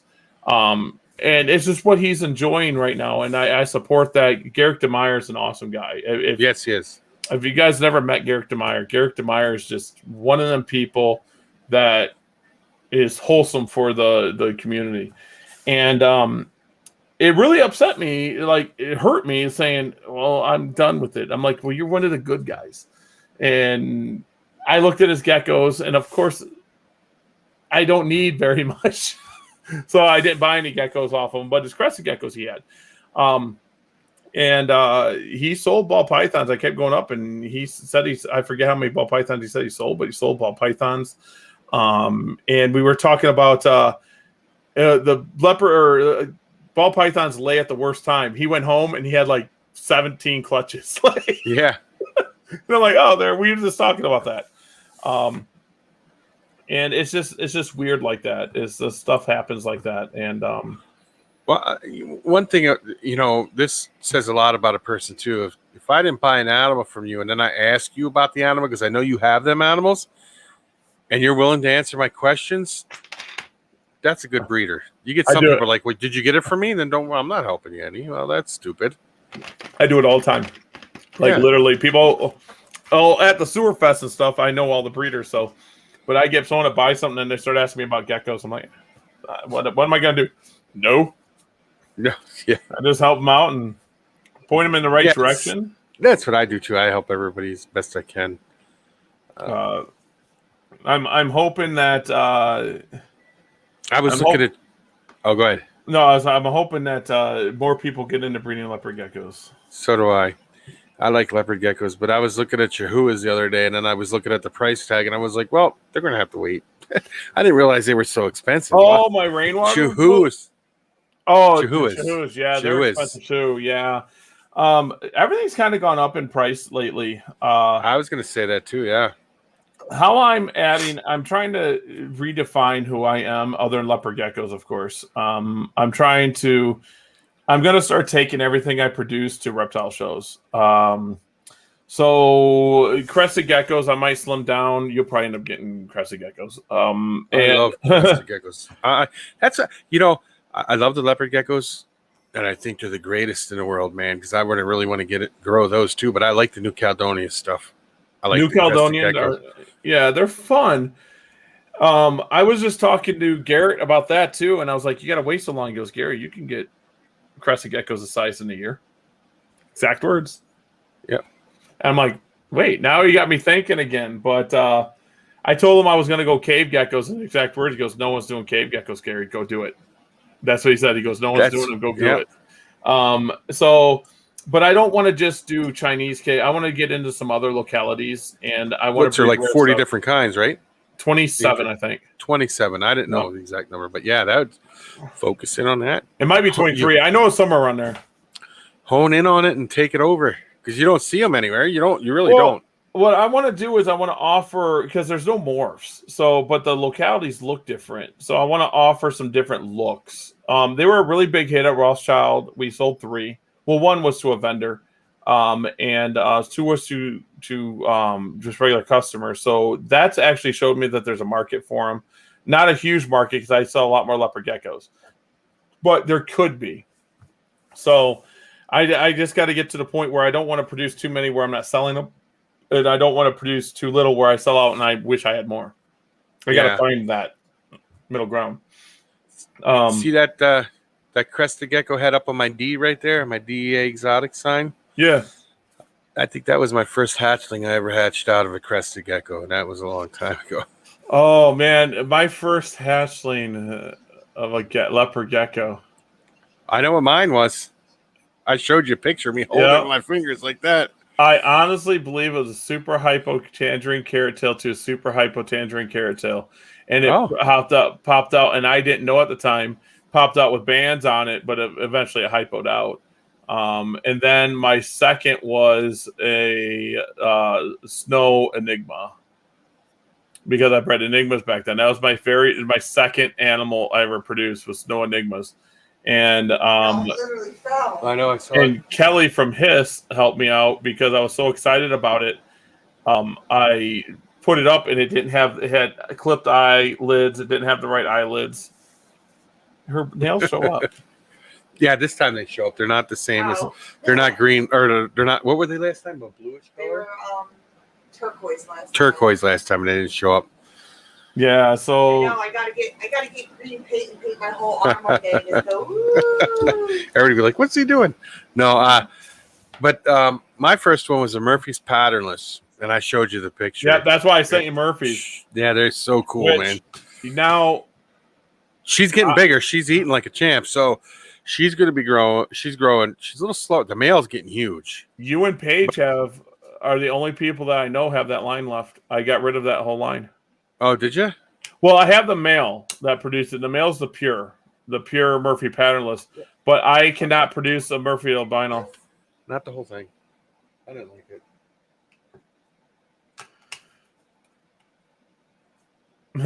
So that's why you do want to share an ice cream with me. Exactly, yeah. So yeah, I got rid of. I won't produce albino patties at all. I gave you the 2, and then I gave Paige 2, and then I sold off all the Patty Het Tremper stuff at shows. Well, when I produce eggs, if you want some back, I can ship some back to you. Well, I have to decide what I want to do because I produce so much, so I want to go pure patty. I haven't even put together the pure patties yet. I have not even put them together. Nope. Can I ask what you're waiting for, or you just to see if I want to produce them this year? Okay. It's not a money thing to me. It's just like, should I produce them this year? Because I'm producing so many Bell Patty stuff. The Bell Patty stuff is hatching. See, I get so excited about stuff. My first thought is, I got to produce something, Oh, once you get to the level where you're producing, then it's just like, oh, do I want to do that now, or do I want to wait? I'll breed them next year for sure. How much trouble am I going to get into? Because how much money is it going to cost Becky? Did you hear that one? Yeah. That's my first thought as well. If I get these, how much food is it going to take, and am I going to be able to convince the wife that? Hey. Well, once you get going and you start selling geckos, you should be able to just turn around and put that in. Yeah, just to sustain it. Reminds me, for everyone that says I don't list geckos, I do have like 10 geckos listed on Owner Exotics. There you go. I seen them, and let me tell you, my favorite ones on there are the rainwater tangerines. They're beautiful, absolutely stunningly beautiful. I got a pair, and they're beautiful. The tangerine rainwaters I have fire water in them. It doesn't have magma, and it has some other tangerine stuff in it. What's cool about it, there's no eclipse in the line, nothing like that. It's just insanely orange geckos. Beautiful, absolutely beautiful. So seriously. I got 2 females up. Let's see, I can actually put up. I got a couple bell animals. I got a bellhead eclipse. I got a radar up. Then I got some. Leonardo asked. What's up? Leonardo just asked you how's the Bell Patty stuff going? The Bell Patty stuff, I can put that up. The Bell Patty stuff is going good. I have 6 eggs, and the first set's due to hatch any moment. My friend, I have a pattern Bell Het Patty. I have a Het Bell Het Patty Het Eclipse, and then I have a Snow Het Bell Het Patty male, and then I have one. Yeah, so they're all males, and then I have 1 female Snow Het Patty Bell. Say that 7 times fast, everybody. Yeah, so my friend knows what I'm going after, and I'm not doing it for money. I just want to do it. And so I have the pure patty stuff. So how my whole goal is this is if I get myself a patternless that's 66% het albino, and I breed that to a bell albino, and I get a bell albino out of it, I'll get a bell albino het patty. You know what I'm saying? So I'm going to produce all females. And do the vice versa for the other way, and then I'll eventually get a patty het bell and a bell het patty. And when I breed those together, I should, in theory, be able to hit it easier.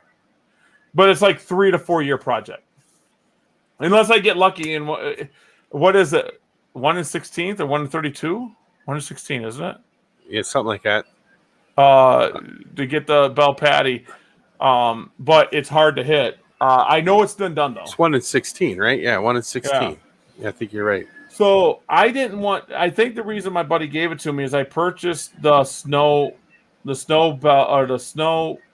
patty bells, the pair, and I didn't want the snow gene. I didn't want it, and I was trying to buy the non-snow one. Well, the person fell through on that one, so I got that one too, and then I got another one, but it has an eclipse in it. So I don't know what I have no clue. I think it'd be easier to produce females that are visual 50% het patty, and then the next year breed the patty to all them females, the pure patty, and then I would be able to know which ones are het patty. You know what I'm saying? So then that I have 1 year killed for them females. I won't be able to hit the bell patty. But then I have myself bells, het patty. I know them females are. And then I can go ahead and do the same thing with, then I would have to create a male. But the male is going to be harder. But if I do like a male visual patty het bell, and a possible het bell, and I breed it to 2 bells, and I get all the males that do that, and I breed it to two bells each time, and I find out which one it is. It's just going to take 2 or 3 years. Yeah, but it's fun though. That sounds like a lot of fun to try to work into them projects like that. And I'll have tons of animals to sell. That's all right though. But yeah, I mean, I just want to do it to do it. That's the only reason I'm doing it. Yeah. No, go ahead. Finish it's just I just have to hit it. I got to do something that says it can't be done. You got to do it. Prove it could be done. You know, when animals grow fast, is pick the geckos. Pictas get the size, 6 months, 7 months? It's something like, I don't know. These things, I'll fill a bowl up. If I filled that bowl up with mealworms and stuff every day, it would be empty every day. So I got to do it like every couple days. Otherwise, I'll be big fat blobs sitting there, won't be able to move. That's something I don't do with my geckos, my leopard geckos, though, is feed, because I could probably feed my babies every 2 days. Yeah. Because the small breeders do that, and they get their animals to 40 grams in 2 months. Yeah, So, no, I'm not. That's not what I don't want do to that. no. I feed my babies twice a week, if that. And I was like, well, that's just mean. If they're growing perfectly fine. Maybe that's why I get up to 18 to 20 eggs out of my females too. That could be. And another thing is, in the wild, there's no way they eat every day in the Yep. wild. There's no way. And- No and way. And I tell everyone, at the year mark, my females are still 60 to 80 grams. 50 to 80 grams, should I say. They're always around that 12 month. They're still the same size. I just didn't rush them to get there. Do you know why that worked? You know why they grow so good? It's because they're not putting so much energy into digesting food. They're putting it into their bodies for growth. When you're constantly feeding an animal, constantly nonstop, they're not growing. They're digesting food. That's what they're spending they're putting all their energy into digesting food. Where if they go a day or so, like every other day or every 2 days or whatever, without eating, they end up growing, putting that energy into other things like growth and health. And I do that with my crescents. That's why my crescents grow so slow. Is I feed them mealworms. Mealworms, crescents. I feed them mealworms. I feed them the gecko diet and stuff. And like these alligator lizards, I'm going to learn with them, but I'm probably not going to feed them every day. I wouldn't think you would feed them every day because my adults don't eat every day. They always got mealworms in with them, but you can actually tell that they don't eat every day. And they'll eat the mealworm beetles. The Darwin beetle, what are they called? The mealworm beetles. They eat them. Oh, I know what you're talking about. I don't know. They don't care. I have one. No? They don't care. They will eat them. I know that like snakes, if you feed them a lot just to get them up to size, to grow, to breed, they never do well as adults. They end up after a while. They don't live as long or nothing because they're not meant to grow that fast. These guys are so darkling beetles. Darkling, that's it. That's what Leonardo put it up there. I don't know everything. I just know what I feed. He's the man. He got it. Yeah.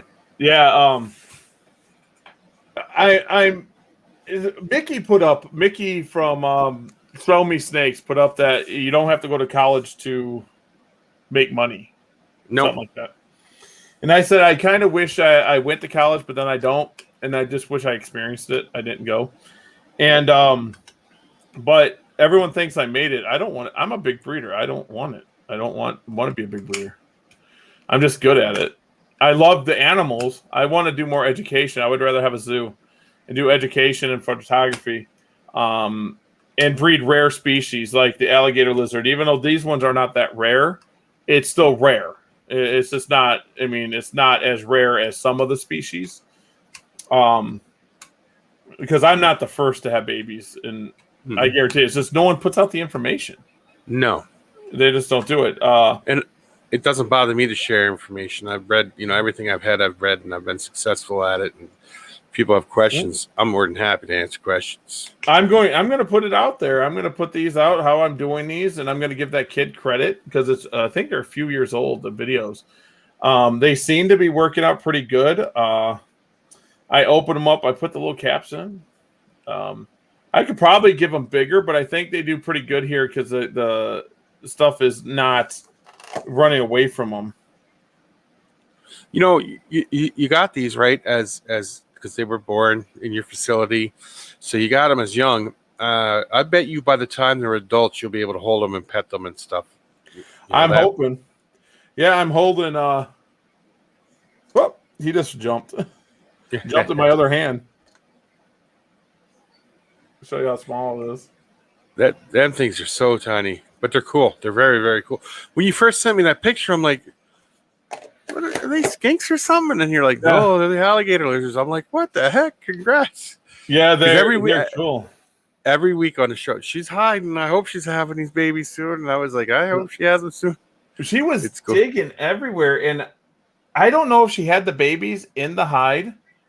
And because there's no way the babies that were in there could get out. They couldn't get out because the hole's in the middle of the container. Yeah. But then there was some out of it. So I don't know if she had them, started having them, and then she ran over there and had the rest of them. Yeah, that's what there's probably more in there. If you look around, there's probably more. Yeah, they can have up to 17, 18, I think is the record. I keep looking over there to see if I see anything, but I don't see anything moving this time. But she had fun today because she got mealworms off a tong, so she didn't have to move. She's lazy. But I'm going to be doing a video of them. So we're going to make this easy for you, Gary, okay? What's that? Everything you found that you have in them deli cups, you can keep. Anything left over there besides the parents, you got to send to me, bud. Okay, there we go. There might be more in there. Now, I'm only kidding you, though. That's funny as hell, though. I That's did have great. 2 stillborns, though. There was 2 stillborn dead babies. Yeah. I found. Well, that happens a lot with stuff that gives live birth. They were. I thought maybe they were just born, and I interrupted her, but she wasn't in the container, and I was like, "Oh, I picked them up." No, they were dead. One was deformed, like it was like stuck to its own body, and then the other one was just a dead baby. And I was like, okay. Now you see the one that was deformed. You wonder if that had something to do with it getting too hot that day, like you said. That's what made me. Yep. If they were in there like 3 days, I thought I was doing good. I'm like, oh, they don't need heat, but they can go in here, you know. Nope. My cave geckos don't even go in there. My cave geckos are over here just because I mean, too hot, they'll die. Yep. I find the crested geckos, if it starts warming up in the room, they kind of get sluggish. They don't really like to do much. Mm-hmm. They don't like that heat. I keep it about 75 in the room that they're in, you know, so they do good. I do give these guys UVA and UVB. I had lights that were UVA, UVB, and they gave off too much heat. So I took them away and I went fluorescent. I didn't like that heat. But, yeah. I give my turtle UVB. Not every single day, but I do it like every other day because I got a hot lamp and then I got the other lamp, and I switch every other day. I flip them. There you go. Yeah, all our tortoises have UVA, UVB. My Nile does. Our Diamondback Terrapin does. Let's see. My alligator lizards do. Some of my cresties do. Let's see what else. My tokays do. Trying to go through everything that has it. Of course, Memphis does. Memphis is not scared of crap. He doesn't hide at all. He's just like, I'm here. What's up? And when he wants to eat, he's like a dog. He'll come to the front of the cage and scratch at it when I'm in the room. That's like the turtle down here. Every time somebody goes in the room, he's like, he'll jump off his rock, go right in the water, come over to the side you're standing at. The other day, my daughter was in there and I was out, and she sent me a video. She's like, what's this problem? Everywhere I walk, he follows me. I'm like, well, reach over there and grab some pellets, drop them in there. That's what you do. That's what we do. He's getting pretty big, the turtle. Yeah, but I'm gonna get another Diamondback Terrapin and get them going. I want to breed those. Now, with those, do you have to have brackish water for those, or can you do it in the fresh water? Because I know they have brackish. We have brackish for ours, yeah. Yeah. I don't know if it would do anything different. Well, I know if you don't have brackish water, they can get some kind of skin lesions or something. It has to be brackish for that. At least that's what I've always been told. Yeah, I did. We just throw salt in there so to make it brackish. I don't test what size it is with the level. You just I just throw it in there, and then it evaporates. And people think you got to add more salt. No, you don't. Salt don't evaporate. No, the salt don't evaporate. Only the water does. You just put. Man, when I had a saltwater tank, and I would tell people, and they just see me, is that salt water? I'm like, no. They're like, why you put it in there? Salt don't evaporate. Every single time I tell them that salt doesn't evaporate. So their salt level is actually more in that tank now since there's less water. Yeah. So, but if you do water changes and it doesn't evaporate, then you have to add salt. Yes. If you're just adding water, because the salt will build up on the side of the aquarium. So yeah, salt doesn't evaporate; only the water does. Yep. My dad had a 250-gallon saltwater tank. And he used to do that all the time. He'd just do weekly water changes because he had some rare fish. I forget what he had. He had a goby they said wouldn't live, and the thing lived forever. Yeah, there you go. Your dad knew what he was doing with it. So it was fun. And now I got let's see. I got to do them guys there. I got to take care of the alligator lizard adults, and I got to move a rack in here. I just got my studio lights on right now. Yeah.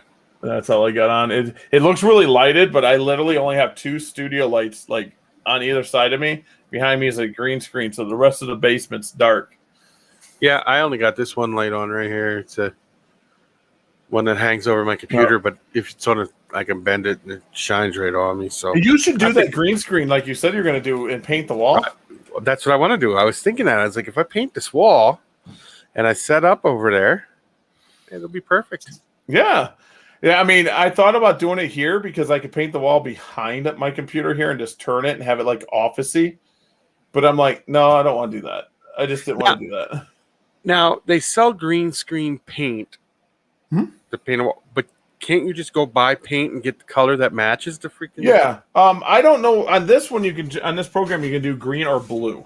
But on most programs like my Corel or Cyberlink or the Adobe programs, you can actually set the green screen color to any color you want. Like literally, you can just be sitting there doing your video. When you go to edit it, you can say this color right here, and you pull it into the program is green screen, and it just makes it green screen. So if you're recording and you use one of them editing programs, you can do whatever you want. So that's what I need to do here is I'll sit over this way. I can sit like this, do the recording, and I could have something over here playing or whatever I want. And, talking about it, yeah. Yep. But then they have on most programs, they got picture in picture you can do. Stuff like that. You can do that. So there's a lot of different stuff. I'm thinking about going to Adobe because it's more powerful. There's more I can do. Like this does 4K. There's more color grading you can do. Color grading is something that is really cool to do. Do you know how much that costs? I'll look it up when I'm done, though. Adobe? I was just looking at it. If I go to my services, let me see here, and I want to go to Adobe, and let's just go like this. How much is Adobe Video? Let's see here. Adobe Premiere Pro. I can get Premiere Pro for $20.99 a month, but I can get every Adobe program, every single one for $52 a month. I pay $10 a month for my Lightroom, and because I got a deal. I got Spark, Lightroom, Photoshop, and something else. But if you're one of the people that use it all, you can get Animate, you can get Edition, Spark, but Premium Pro is $20 a month, and if you buy it outright, it don't tell me because I'm in my account. It says annually is $239. You can use it. It doesn't tell me how to buy it outright. See, I just got to figure out what I need to transfer videos from my phone to my Mac because this is a what's the name? Android, of course, and my Mac is a Mac. So, yeah, it would work. Like with my $10 a month, these are the ones I get: Creative Cloud, Document Cloud, Experience Cloud. I don't know what them are. Spark, I use that to make our images and stuff like that and logos. Lightroom is for editing. Portfolio is somewhere I can put all my pictures. Behance, Stock, Fonts, Adobe Sign, and Photoshop. So I get to use all those for $10 a month. I mean, I have iMovie on here, which does a pretty good job too. Yeah, I like iMovie, but like I said, I got to figure out how to get from the phone to the iMac. But we got to figure that out. Or there's a way to do it. I know there is because I know a lot of people have Mac computers. You want to buy this? How much? I think they're only like going to use for like $550. Yeah. But there's a Mark II now. I'm telling you, dude. I have a GoPro right over. Just use it. Now, this one here, I got to buy the thing that puts the mic on it. But if you have a GoPro 4, I have a Hero 3. A Hero 3, I think you can just hook a mic directly to it. Yeah, you can. I got to figure out. It's sitting up here behind my Funko Pops. I have to buy a thing that's like $60 to hook a mic up to this. and then I can hook a regular mic up to it and it'll sound better. With the Hero 3, I think you just plug it in. Yeah, I don't I'm know why pretty they sure I've changed seen that. it. I don't know why they changed it, but now mine, I got a screen on the back. It's built in. Yeah. But the 9, it has a screen on the front too. This one doesn't. Now, see, with the Hero 3, I could put it on my phone, so I got a screen on my phone because it doesn't have a screen on the back, and I can see exactly what I'm filming. Yep, you can do that. I know that. And it's easy. You just pop out the card. Like this screen on the front just tells me numbers. But this one just got a little card in it. Pop it out, put it in your computer, and boom, done. Yep. Yeah, it's an MP4 format. I don't know what I got this one. I think I got it in 1080p, I think. But this will do 4K, but 1080p is all you need. 720. We're streaming right now in 720. And it looks great. A lot of people don't understand. If you don't have a computer when you're streaming to be able to do 4K or 1080p, go down to 720. It actually looks better. Yeah. That's the thing. It looks better. And then like where we are now, like if we went this way and we didn't have the computers, it gets a little more grainy. But we go back and it's smaller, and they can blow this clear. Yeah, they can blow this up and it looks great. Mm-hmm. Streaming in 720s is just fine. I should stream. That's what we should do next week. If we don't have anyone, I should set up a camera in the alligator lizard cage. Yeah, there you go. Maybe Memphis's cage. I used to take the GoPro and put it in the aquarium and feed the discus fish and stuff and watch them eat. So this is going to do on the 9th. I'll be at my mother and father-in-law's. I'm a little upset because I couldn't find this, so I couldn't put this in the water. Oh. So now that I found this, I mean, this goes out to, I don't know, like 3 feet, 4 feet. What's it, a lake or something? Are you going to a lake? Yeah, it's a pond. Yeah, it's a pond lake. The turtles come right up to the edge. I could put this right in the turtle's face. Oh, that's cool. That's cool. They won't let me get close to them, but they'll let a stick get close to them. You can pet them with a stick. Like, literally, they'll sit there and let you pet them with a stick. Wow. They're weird. But if you go up and get in the water, they'll swim off. That'll be cool. So that's what this is going to be. This is going to be my... and it's waterproof. Why it is, I can throw it in the water like this, and it's waterproof. It's pretty cool. And mine, I have to have that thing around it. Yeah, you should look up a 7. I got this for like $180. I won't buy a 9. They're like $300-$400 for the black. Yeah. But all right, dude. We'll probably end this if we want to. Sure, no, that's fine. Nothing. We'll cruise and we'll stay on afterwards like we usually do. Yep. But thanks for everyone tuning in. Thank you, everyone, for popping in. I gotta take care of some cave geckos and some alligator lizards. Yeah. It's gonna be fun. So yep. We do got some guests coming up, and we will announce it when we get the date. It'll be some fun. Yep. We'll drill. They're gecko people. Yeah, they're gecko people. I do have Chris from Suburban Gecko said he wants to come on too. I can say that. And Heidi will. Let's see. Also, I won't put out. I got to talk to someone really big with animals and wildlife. He's going to see if we can do something for the Madison Herp Society. But I'll see if I can get him on here too. That'll be cool. Yeah, that'll be fun. I don't want to say the name so people don't bother him if he's on their friend list, but I doubt that they are. No, I'll say it. We'll get someone like him on. We'll get going. So I appreciate everyone tuning in. And don't forget about Gary's giveaway. Oh, yeah. I always forget about that. Get over to Fauna Radio's. I forgot to put the link in the thing. Go to Fauna Radio's YouTube. Get to 1,000 likes. I'll give away a pair of bloods. My bloods are insane. I just sold more bloods at the last show. I put them out. They sell. Maybe I'll even up it if we get there quick. If we get there quick enough and I have one, I'll give away a blood tangerine, albino, Tremper albino. So what more could you ask for? I sell them for $500 and above just for those, just for the albino version. So get over there, share Fauna Radio, get the likes up there, 1,000. I'll do a live little spin-off. We'll figure something out. Yep. So, all right, guys, we are out. Peace.